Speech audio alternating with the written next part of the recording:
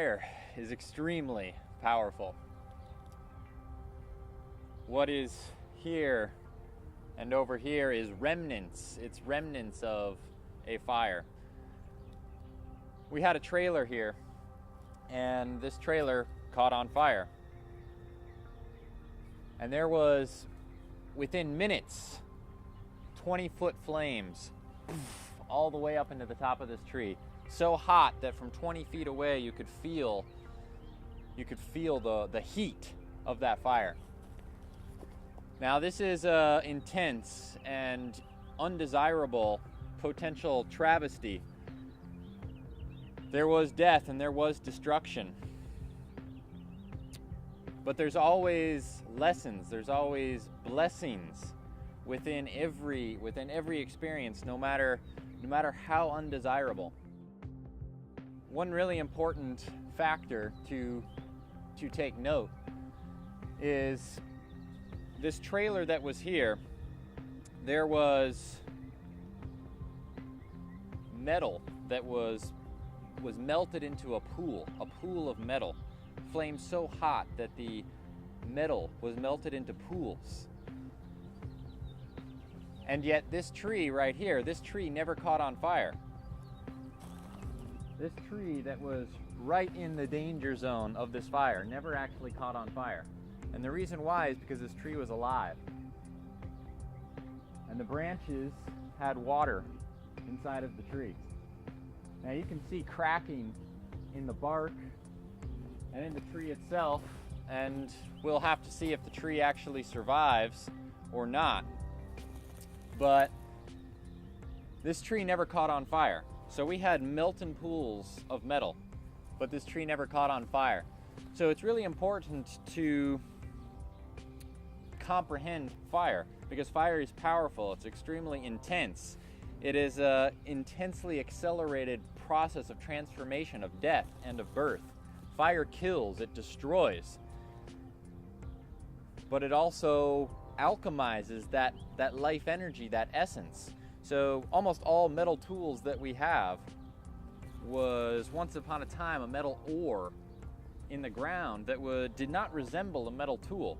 And in order to make that metal tool, fire was used to heat that metal into a liquid state and rebirthed into what is a tool. So that's the alchemic transformation process of fire.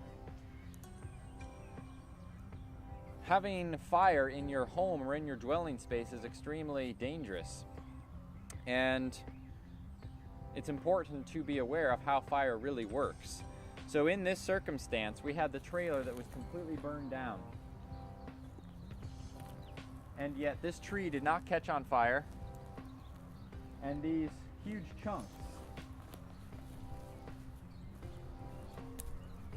these are big pieces of cob. We had cob additions onto this trailer. There was certain features that cob was used to modify this trailer. And these were unscathed, untouched, fully standing. The whole trailer was burnt down to a rubble. To just, molten piles of metal. And yet this cob was completely untouched. Right, so in this experience, what we see is that the tree and the cob were the only two things that were not consumed. They were not consumed by this. We had molten pools of metal, and yet this tree and this cob is unscathed. So a really profound insight or proof to something that's already intuited is that the best materials for building a home are these earthen materials, are these materials such as cob. If you build a house out of cob, it is fireproof. It is fireproof. A napalm wouldn't burn down a cob house. So this is extremely powerful. This is the real building material of the future, of sustainability. It's provided for. Every inhabitable place on this earth has clay, it has sand, it has straw to build cob. It's abundantly available, it's everywhere, and it's simultaneously the safest and the best and the strongest. It'll last for hundreds of years, thousands of years. Right? These trailers, these cardboard homes that are built today, they'll burn up like that. And these cob homes will not. Sometimes in loss, there's a great opportunity for being grateful for what we do have, for being alive. In this trailer fire, we had a dog, we had a turtle, and we had 2 parakeets that did not escape the inferno. You know, a trailer goes from being totally fine, being totally inhabited, to being a complete inferno in the matter of minutes.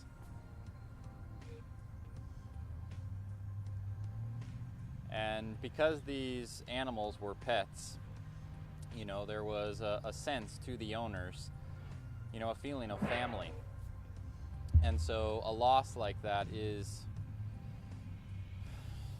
you know, it's very saddening, it's very traumatizing. But simultaneously, it is an opportunity to be grateful that it wasn't your wife, or that it wasn't your husband, that it wasn't your child. To be grateful for what we do have. You know, because ultimately, if we have our freedom, if we have our health, if we are surrounded by people that love us and that we love, everything else is bonus.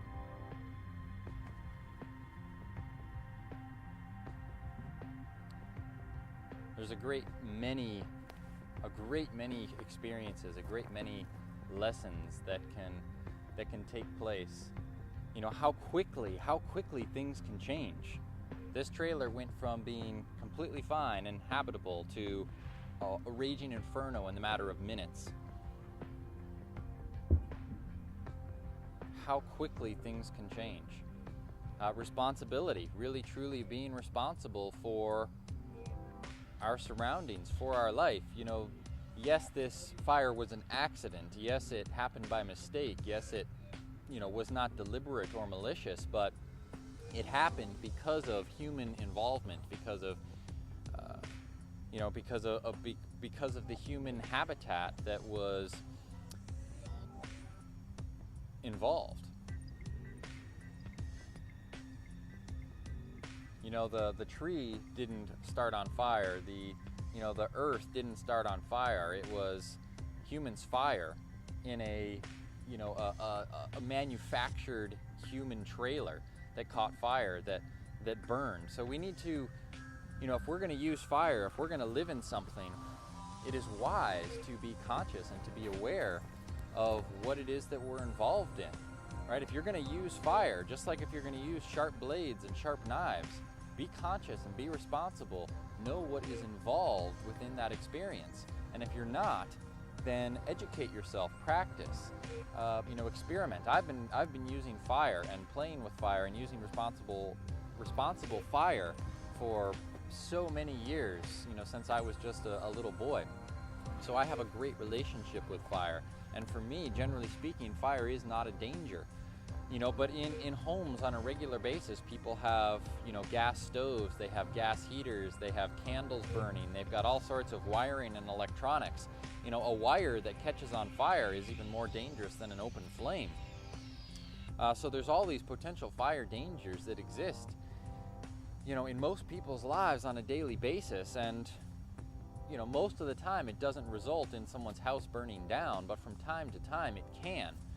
And the more conscious and responsible and aware we are of our surroundings and of the predicament that we're in, the less likely that is going to happen. You know, so responsibility, gratitude for what we do have. Thankfully, we didn't have to lose our own life or lose our child's life in order to be grateful for being alive, for being grateful for what we have, and for also, you know, being responsible with our surroundings. And this is another moment, another blessing in the travesty, and that is attachment, that is expectation. It is very common to go through life, you know, being scared of losing, being scared of loss, and then when loss occurs, feeling this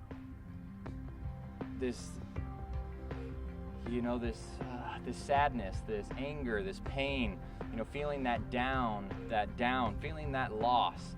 And a lot of that comes from the attachment to whatever that loss is. It may not be ideal. It may not be ideal to lose something that is useful, that is beneficial, whether that be materials or whether that be a life of a pet or of a friend or a family. And there's nothing wrong with feeling a sadness. There's nothing wrong with grieving. But at some point in time, it is in our own best interest to find a blessing, to find resolution, to find peace with whatever that situation is. So I could be angry, I could be upset, I could feel like my life is now much less because I lost a trailer, because I lost a shed, because I lost materials.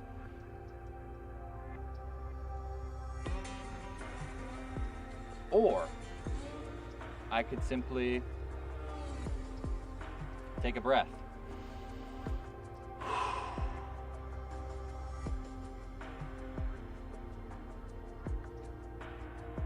And it is what it is. So we are going to salvage as much of this as we possibly can, because this is what we have to work with. This is what is. There are pieces of glass, you know, such as this, where the frame is completely destroyed. We've got aluminum frames that we can salvage. We've got wood that we can burn. And then we've got these glass panels that we can save. We've got door handles that we can take off and either reuse them or we can scrap them. We've got all sorts of aluminum frames for doors that we can take apart.